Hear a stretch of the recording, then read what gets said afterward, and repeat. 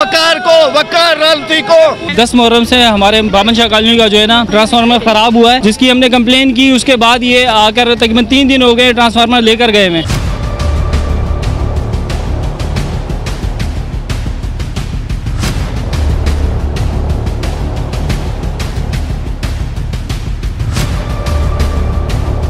$40,000 $50,000 मांग रहे हैं हमसे।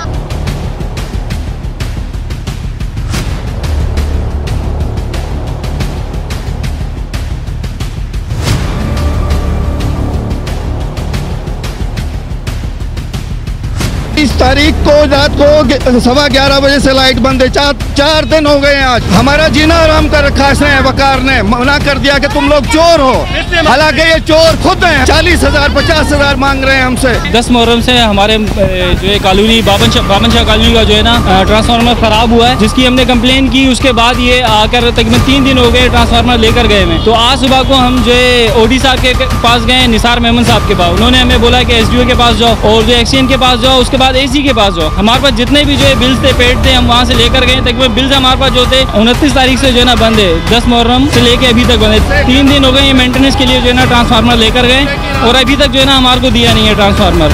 ओडी साहब से मुलाकात हुई, वो कहते हैं कि SDO के पास जाओ, एक्सचेंज के पास जाओ, IC के पास जाओ। हम इन तीनों ऑफिसर्स के पास गए, वो ये कहते हैं कि जी आपकी 80% जो है ना बिल पेड नहीं है।